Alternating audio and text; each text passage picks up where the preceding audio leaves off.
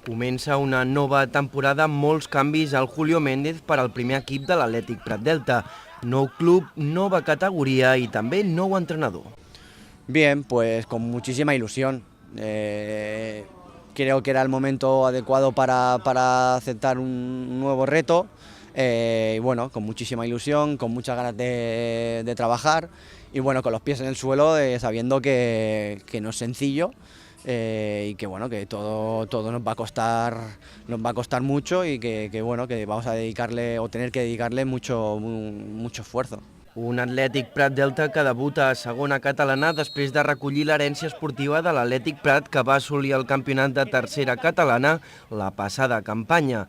Per aquesta nova temporada, el nou tècnic es marca com a principal objectiu seguir treballant dur els entrenaments per mantenir la categoria. La primera perspectiva que tenemos que tener es la de trabajar bien, es la de hacer unas buenas semanas de entreno, de que los 3 días que tenemos a la semana los hagamos con una intensidad adecuada, que eso es lo que nos va a llevar después a mejorar en competición. A partir de ahí iremos viendo los resultados que se vayan dando, pues iremos viendo dónde podemos estar.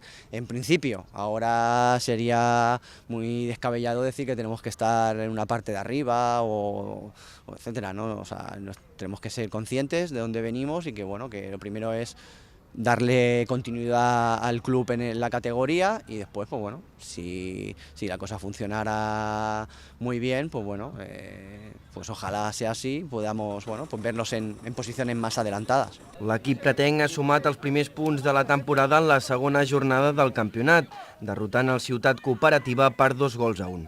L'Atlètic Prat Delta s'embarca en una nova temporada plena de reptes, il·lusió i ganes de seguir creixent com a club.